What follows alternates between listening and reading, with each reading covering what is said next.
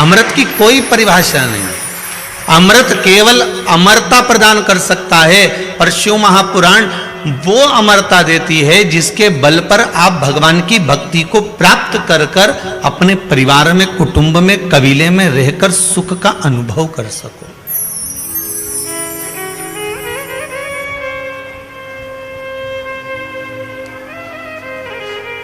इसमें वो अमृत तत्व छुपा है।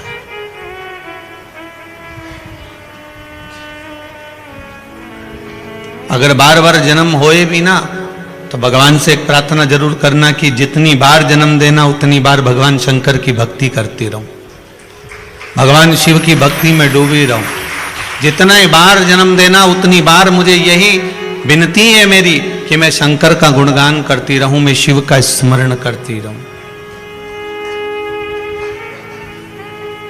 तो कहे ऐसी सुबाना आए ना ऐसी शाम। भगवान ना तो ऐसी सुबह चाहिए ना ऐसी शाम चाहिए जिस दिन मेरे मुख पर आपका नाम ना हो। हर पल, हर घड़ी, हर क्षण मैं आपका स्मरण करते रहूं।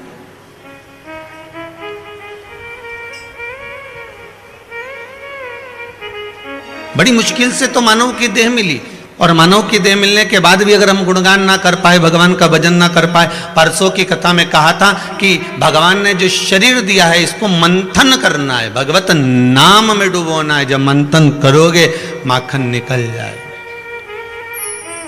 माखन निकलेगा।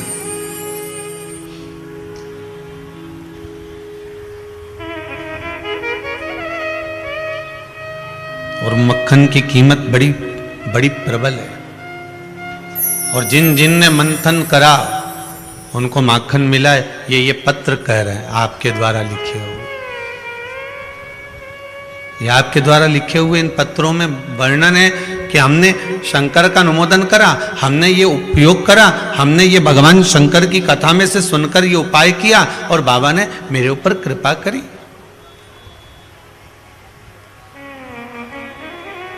बाबा करुणा करा। ये आपका मंथन कर रहा है,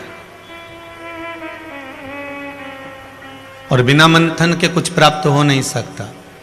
थोड़ा तो परिश्रम करना पड़ेगा। आपको कोई लाखों रुपए भी देना और कोई आपसे कहे महाराज, एक बात हमने देखी है कई जगह पर, राशन की दुकान पर राशन बंटता है, जब दुकान खुलती है तब लोग लाइन लगाते हैं, तब तक तो कहीं आजू बाजू में छांव में जाकर बैठ जाते हैं। पर शिव महापुराण की इस लीला में हमने देखा 2 बजे कथा प्रारंभ होने वाली है, आप 11 बजे से 10 बजे से ऐसे ही माताएं जितनी धूप में अभी बैठी है। मेरा निवेदन रहेगा कैमरे वालों को जरा कि कितनी धूप में माताएं बैठी हुई है, और आप तो ठीक है कि अपन छांव में बैठे, पर धूप में भी वो ऐसी कैसी 11 बजे से इंतजार कर रही है शंकर के उस पावन चरित्र को श्रवण करने का। उतनी धूप में मेरे भाई, उतनी धूप में मेरी बहनें खड़ी बैठी।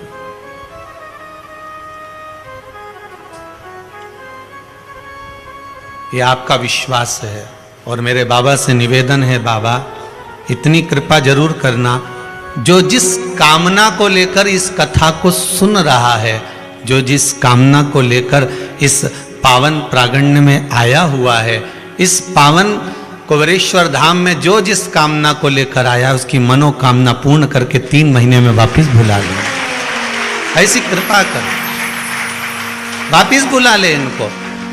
और आप भी भगवान से विनती करके जाना, बाबा हमने सुना है, और जरा करके कह के जाना, हमने सुना है कि जो आया है वो 3 महीने में वापिस आया है। एक पत्र में तो लिखा है कि 3 महीने भी नहीं लगे गुरुजी। चलो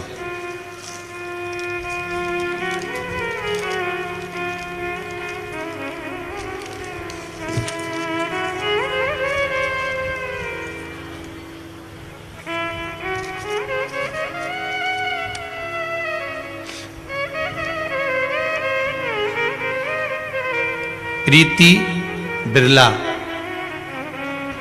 इंदौर से हैं। कहाँ बैठी हैं? श्री शिवाय नमस्ते। माइक दीजिएगा जरा।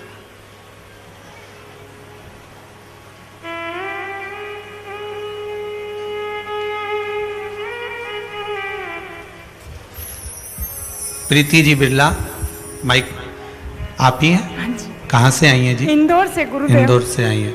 बड़ी चेहरे पर प्रसन्नता है आपको। बाबा की बहुत बहुत बधाइयाँ हो। बाबा ने बहुत साथ दिया मेरा। मेरे बेटे ने क्लेट में टॉप 10 में किया। मेरी बेटी को पशुपति 2 व्रत करे और उसका जॉब लग गया। बाबा ने बड़ी करुणा करी मेरे पे। लग गया जॉब? लग गया। श्री शिवाय नमस्ते। और आपने लिखा है मेरी बेटी के 2 पशुपति व्रत हुए और उसका जॉब लग गया। जी गुरुदेव। और दूसरा आपने लिखा है कि बाबा की कृपा ऐसी हुई, मेरे बेटे ने क्लेट के सिलेक्शन के लिए एग्जाम दिया था और बाबा ने उसके पर भी कृपा करी। बहुत बहुत बैठिए, बहुत बहुत बधाई आपको, बहुत बहुत बधाई। मेरा बाबा ऐसी ही करुणा करते रहे। आप जिस कामना से आए हो महाराज, वो कहे प्रभु अपने दर से अब तो न टालो, गिरा जा रहा हूँ उठा लो उठा। हे प्रभु, खाली न जाता कोई दर से तुम्हारे। सब बोलिए, खाली न जाता कोई दर से तुम्हारे। मैं भी खड़ी हूँ नन्ही बाहें पसारे। मैं भी खड़ा हूँ नन्ही बाहें पसारे। अपने हृदय से लगा लो, गिरा जा रहा हूँ उठा लो। बाबा, अगर तुम्हारे दरवाजे से मैं खाली जाऊंगा तो दुनिया के लोग कहेंगे इतनी उत्साह से गई थी, इतने प्रबलता से गई थी, और उनके दरवाजे पर वो कुंवरेश्वर धाम में कालों के काल महाकाल के द्वार पर इतने भाव से तू गई थी, फिर क्यों ना बाबा ने कृपा कर दी, क्यों ना करुणा कर दी? ये तेरी ही तो दया है। खाली न जाता कोई दर से तुम्हारे, खाली न जाता कोई हे शंभो दर से तुम्हारे। मैं भी खड़ा हूँ नन्ही बाहें पसारे। मैं भी खड़ी हूँ नन्ही बाहें पसारे। हे बाबा, इतनी कृपा जरूर करिए। एक निवेदन लेकर आए हैं।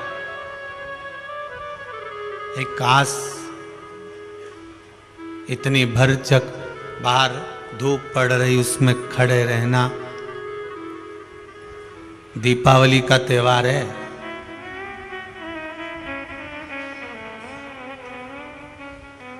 आज हमने 2 लोगों से पूछ लिया, क्यों यहाँ काहे को आए हो? दिवाली का त्योहार, पुताई मुताई नहीं करना है?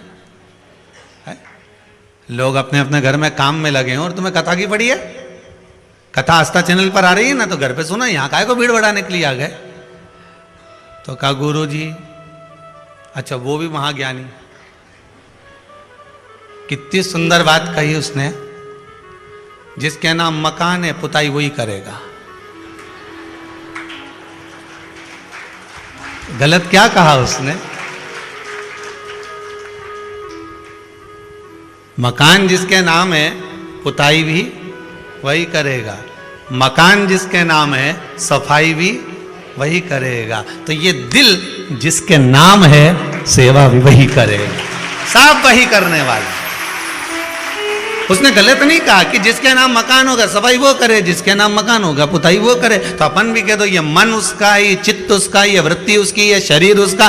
गीता जी में उसने कहा कि तेरा जन्म हुआ, जन्म देने वाला मैं हूं, मरेगा तो कफन देने वाला मैं हूं, अगर मर गया तो अग्नि भी मैं दूंगा। तो फिर सब सर्वस्व उसका है। जब मकान जिसका तो पुताई वो, फिर हम क्यों सोचें? आप तो विश्वास रखिए, बस दृढ़ता रखना, भरोसा डिगने मत देना, भरोसा मत डिगने देना, भरोसा पूर्ण रखना। शंकर का जो भगत होता है उसका भरोसा प्रबल होता है।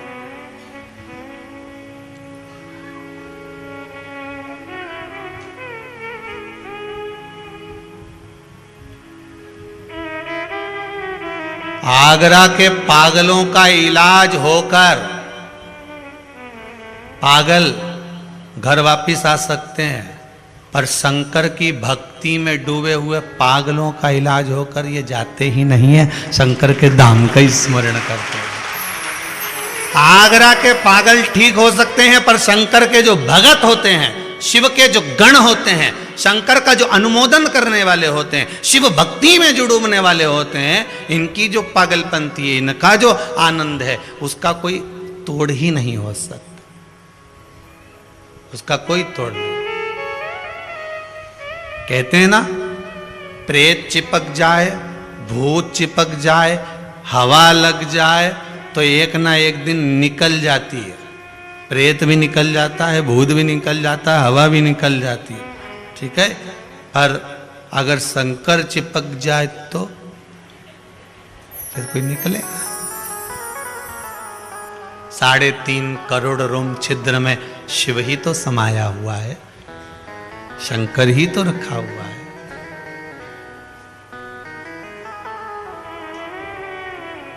साढ़े 3 करोड़ रोम छिद्र में मेरा भोलेनाथ, मेरा विश्वनाथ, मेरा शंभू ही तो समाया हुआ है।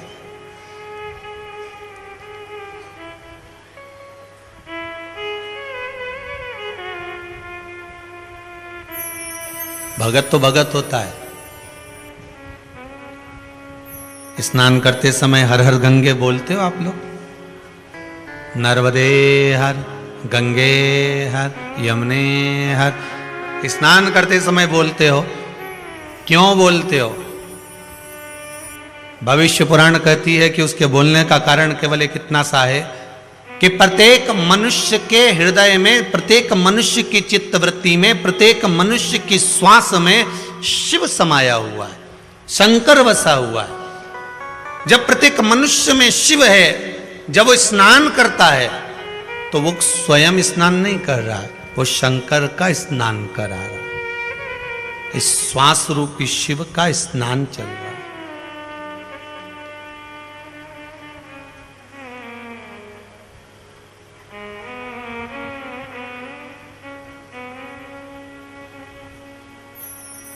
जो भगवान का भगत होता है ना, उसको तुम भोजन कराओ ना, तो उससे कहो, क्यों साहब कचौड़ी कैसी लग रही है? नहीं, राम जी ने कचौड़ी तो अच्छी खाई है, मतलब उसके हृदय में राम है तो कचौड़ी खा रहे हैं तो राम जी को अच्छी लग रही है। क्यों साहब सब्जी कैसी बनी है? अरे भोलेनाथ जी को सब्जी तो बहुत ही जोरदार लगी, मतलब इसको अच्छी नहीं लग रही, शंकर को अच्छी लग रही, जो भीतर शिव है उसको अच्छी लग रही।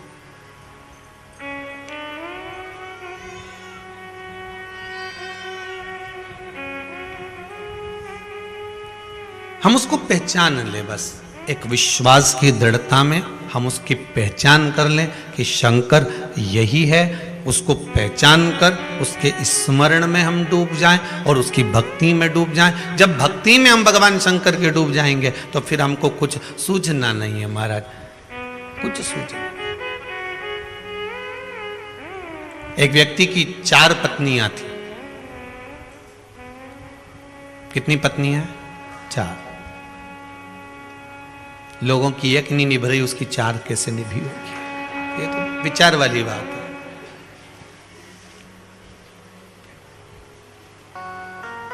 एक व्यक्ति की 4 पत्नियां थीं, पर व्यक्ति ऐसा था कि जिस पत्नी से पहला विवाह उसका हुआ था उसको तो वो बिल्कुल स्नेह करता ही नहीं था।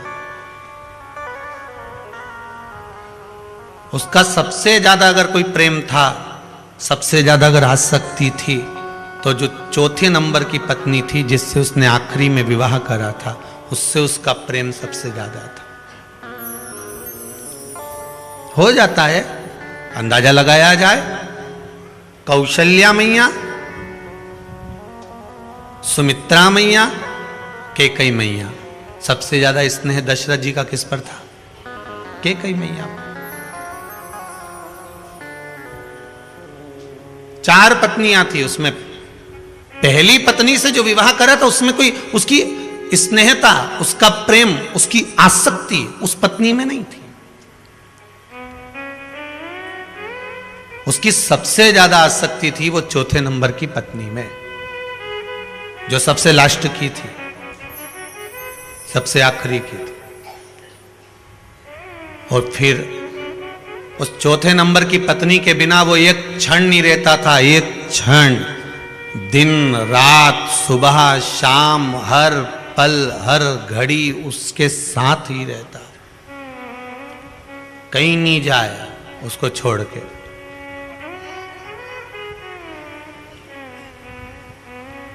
रे ऐसा ऐसा बेरू भी रहे, ऐसा नहीं है कि नहीं रहे हो। शादी हो जाए तो ये नौकरी पे नहीं जाए, ये के छोड़ के जाऊंगा बुरा लग जाएगा तो। अरे मायके चली जाए, क्यों रे दीनानाथ, मायके चली जाए तो महाराज उसको तो रोना नहीं आया, पर ये रो दे कि ये मायके चली गई।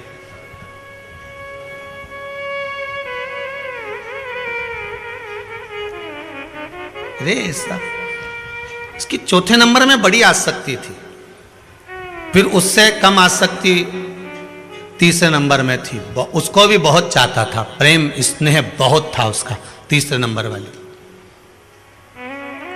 फिर उसकी आसक्ति दूसरे नंबर वाली में भी थी, प्रेम उससे भी था, स्नेह उससे भी था। पर अगर प्रेम और आसक्ति नहीं थी तो वो किससे नहीं थी? पहले नंबर वाली से, जिससे सबसे पहले विवाह करा था उसमें कोई आसक्ति नहीं थी, कोई स्नेह नहीं था, कोई प्रेम नहीं था। पर जो चौथे नंबर की थी जिसमें सबसे आखिरी में विवाह करा था, उससे स्नेह था, प्रेम था, तीसरे नंबर वाली में था, दूसरे नंबर वाली में था, पर पहले में नहीं। समय आया,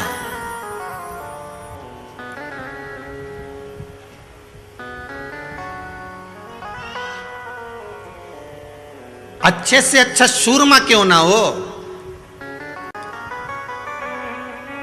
काया और माया ये कब किस समय साथ छोड़ जाएगी मालूम नहीं पड़ेगा।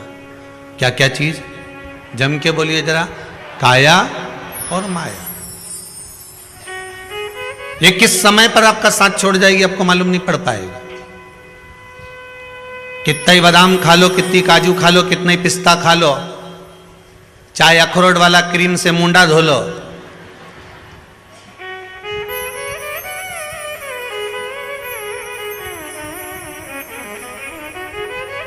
ये काया और माया कब साथ छोड़ जाए किसी का भरोसा नहीं है। कितने दिन की सुंदरता रहेगी साहब, कितने दिन की। पहले भी कथा में कहा वो माइकल जैक्सन जिसके कितने कितने डॉक्टर लगे रहते थे, कभी उसका पढ़ना आपको मालूम पड़ेगा। कितने डॉक्टर, ये मत खाना, वो मत खाना, ऐसे रहना, वैसे रहना, ये लगाना, वो लगाना, इस शैम्पू से बाल धोना, ऐसा करना, इस फेस वॉश से मुंडा धोना, ऐसा क्रीम लगाना, ऐसा पाउडर लगाना, ये करना, वो करना। कितना कितना उसने डॉक्टरों को रख रखा था, कितनी दवाइयाँ खाता था, कितना कितना प्रयोग करता था। उसके बाद भी दुनिया के लोग तो 70 साल, 80 साल, 90 साल में मरे, पर वो उससे पहले निपट गया। जब इतने डॉक्टर रख रखे थे, सब पूछ पूछ कर भोजन कर रहा था, एक एक चीज छाट छाट कर खा रहा था,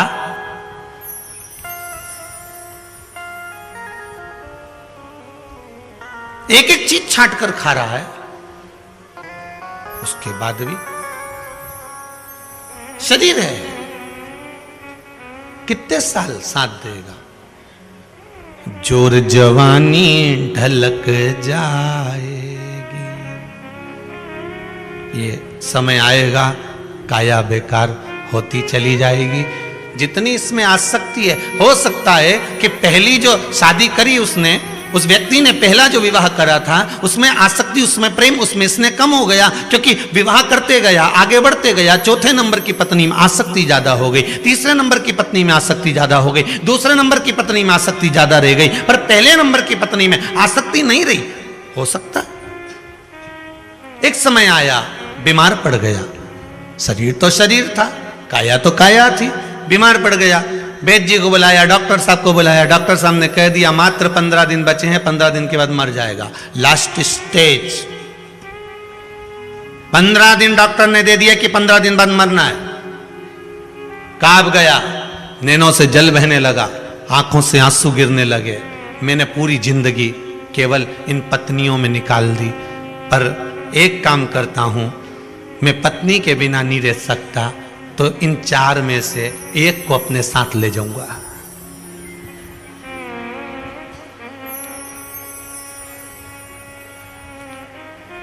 थाना पक्का भेरू, पक्का था।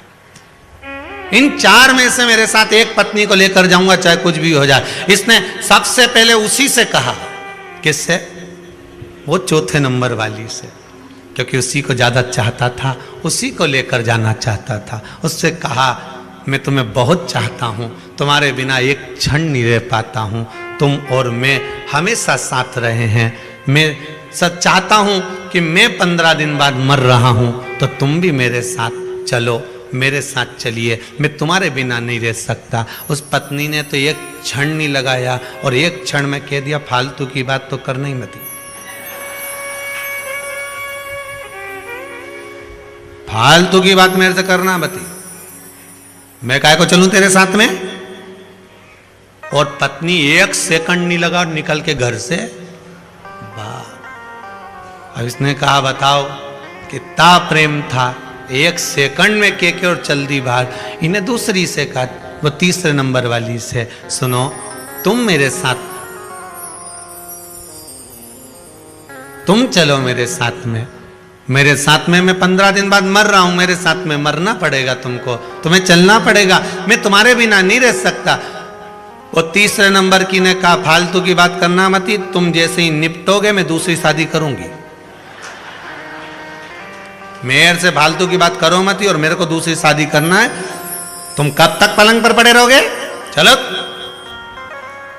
वो भी चली गई। हाँ भाई, दूसरे नंबर वाली, उसने उससे कहा देख मैं तेरे बिना नहीं रह सकता, एक तो कम से कम कोई मेरी सेवा करने वाली वहां चाहिए, मैं तुम्हारे बिना नहीं रह पाऊंगा, तुम मेरे साथ में चल चल।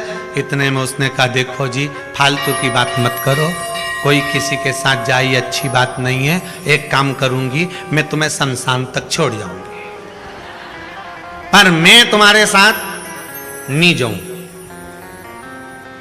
देख मैंने तेरे को इतना कर बोल रहा हूं, मेरे साथ मैंने बोल दिया ना शमशान तक जाऊंगी, ओके बाद नहीं जाऊंगी, बस बोल दिया तो बोल दिया, फालतू की बात करना मत मेरे से। और इसने भी कह दिया। इतने में पहले नंबर वाली ने आवाज लगाकर कहा तुम चिंता मत करो, मैं तुम्हारे साथ ऊपर तक चलती हूं, मैं तुम्हारे साथ चलती हूं, तुम टेंशन मत लो, तुम प्राण त्यागोगे और मैं तुम्हारे साथ चल दूंगी, तुम चिंता मत करना। काहे को चिंता करते हो? ये उस व्यक्ति की 4 पत्नियां नहीं, हम सबकी 4 पत्नियां हैं। चौथे नंबर की है ये शरीर जो इस आत्मा के साथ रहता है, 24 घंटे रहता है, हर पल रहता है, हर घड़ी रहता है। जब प्राण छोड़ने का समय आता है सबसे पहले यही छूट जाता है, 1 सेकंड नहीं लगता है छूटने में इसको। चौथे नंबर की पत्नी है, ये शरीर कितना चाहते हो तुम इस शरीर को, रोज पेयर्स और लक्ष्य से रगड़ रगड़ के नहाते हो। कितना चाहते हो इस चौथे नंबर की पत्नी को, लगाओ तेल, फिर भी उड़ी गया, कहीं नहीं बचा। कितना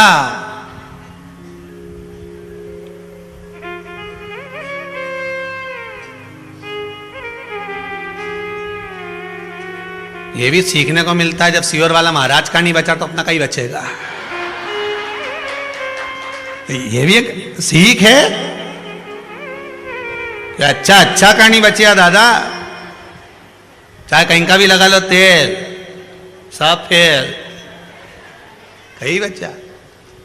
ये भी एक सीख है।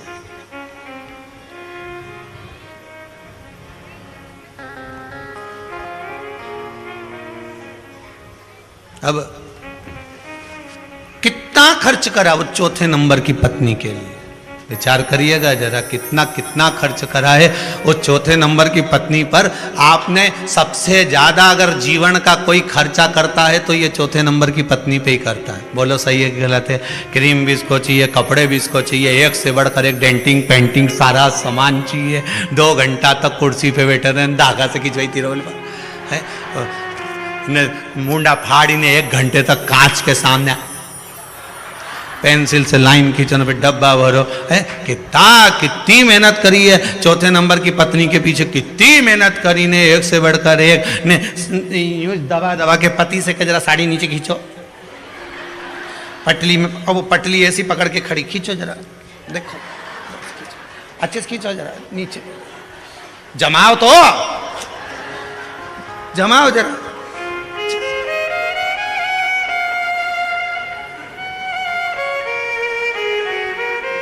अब फिर के जरा पीछे से, और हम बापड़ा ऐसे मेंढक जैसा चल के पीछे गया उसके पांव के पास, पांव पड़ के एक जगदम्बा धन्य गजब किए। अब ये नीचे क्यों नहीं हो रही? तो पति बोले पहले सैंडल तो उतार दे, नीचे जरा पकड़ो तो। हे भगवान द्वारका नाथ शंभू, चौथे नंबर की है। कितना खर्च करा, खूब बादाम खिलाई, काजू खिलाया, खूब कपड़ा पहनाया, खूब अच्छा अच्छा आभूषण पहनाया। इसके बाद भी प्राण छूटते समय 1 सेकंड नहीं करा और छूट गई। आत्मा इधर, शरीर इधर। और तीसरे नंबर की थी जो कह रही थी कि मैं तो तुम मरे और दूसरे से शादी कर लूंगी। कौन बोली थी है? तीसरे नंबर की। ये तीसरे नंबर की पत्नी है हमारा धन दौलत पैसा प्रॉपर्टी जमीन। तुम निपटे और रजिस्ट्री दूसरे की, तुरंत निपटते से ही ने बस तुम जिंदगी भर जोड़ जोड़ के मर गए। 500 रुपए ले जाना बीमे वाले से कहा, हमारी एक अच्छी एफडी कर दे भैया, हमारा पैसा जमा करते रहे भैया, 1000 रुपए महीने का जमा करना भैया, और हर साल की इतनी कर देना भैया। बीमा तुमने भरा, पैसा तुमने जमा करा, 1-1 रुपया जोड़ जोड़ के मर गए, 100-100 रुपए जोड़ जोड़ के मर गए। मरने के बाद वो पैसा किसको मिला? जिसके नाम था दूसरे, कहीं पत्नी को, कहीं बच्चों को, दूसरों को।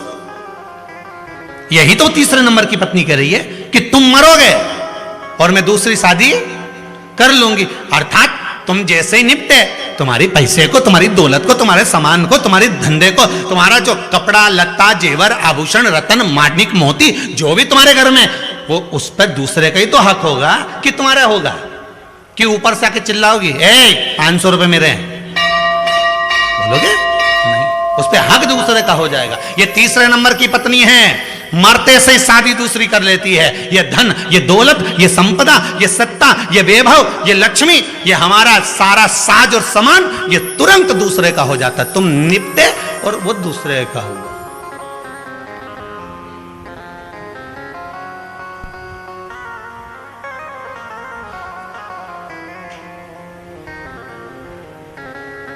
उसके बाद भी पोछ पोछ के मरे जा रहे हैं। गुलदस्ता साफ कर लो, सामान, पंखा, अलमारी, किपाट, कवाट सब साफ करा।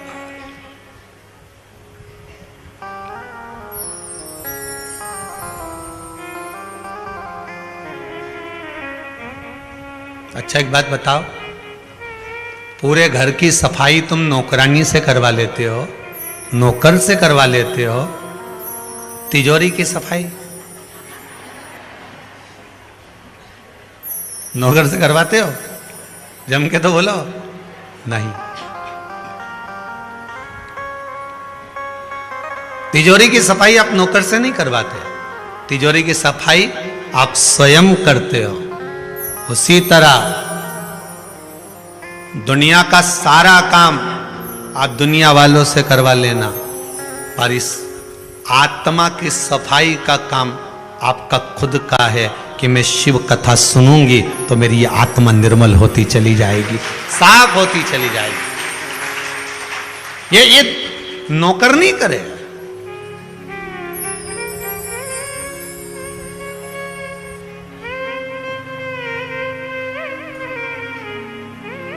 माता, पिता, गुरु और ये आत्मा, ये वो दौलत है, ये वो तिजोरी है। इसकी सफाई का काम दूसरे का नहीं होता, इसकी सफाई का काम अपना होता है। कोई दूसरा नहीं कर सकता।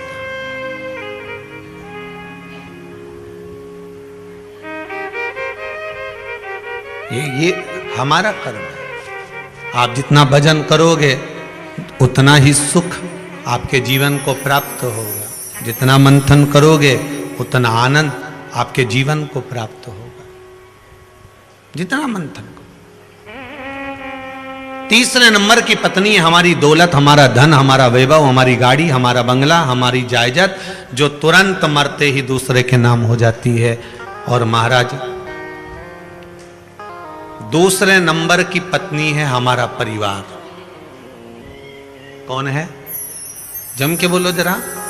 हमारा परिवार, ये व्यक्ति के दूसरे नंबर की पत्नी है। परिवार वाले, पत्नी ने क्या कहा था? दूसरे नंबर की पत्नी बोली थी मैं तुम्हें शमशान तक छोड़ जाऊंगी, पर मैं तुम्हारे साथ वहां नहीं जाऊंगी। ये दूसरे नंबर की पत्नी हमारा परिवार, हमारा कुटुंब, हमारा कबीला, हमारे रिश्तेदार, हमारे नातेदार, हमारे जितने अपने बनते हैं, ये हमारे दूसरे नंबर की पत्नी है, जो शमशान तक तो छोड़कर आएंगे पर आपके साथ नहीं जाएंगे। ये दूसरे नंबर की पत्नी भी ऐसी है कि ये सब मुंह के दिखाने वाले होते हैं। साहब, हम तो निवेदन करेंगे, जब तक माँ रसोई घर में काम करती रहती है, घर के बहुओं के बच्चों को संभालती रहती है, तब तक बहुएं भी सास को गिनती रहती है। ससुर अगर कमा कर लाता रहता है तो दुनिया को अच्छा लगता है। जिस दिन आप काम करना बंद कर दोगे, कमाना बंद कर दोगे, उस दिन आपके पास में ठंडी रोटी आना प्रारंभ हो जाएगी। कौन सी रोटी आएगी? ठंडी।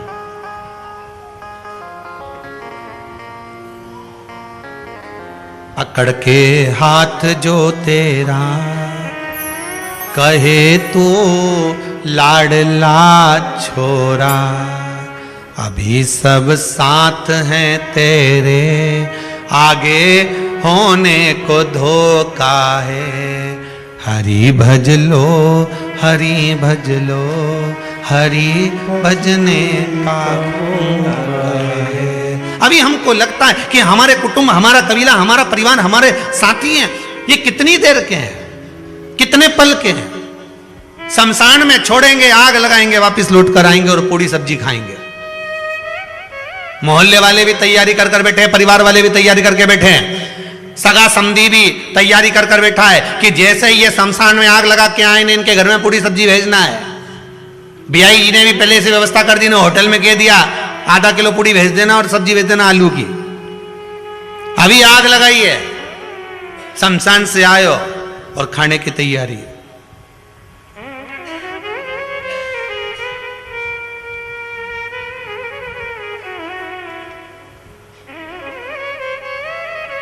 ये दूसरे नंबर की पत्नी है। और आई पहले नंबर की पत्नी। पहले नंबर की पत्नी है वो है ये आत्मा।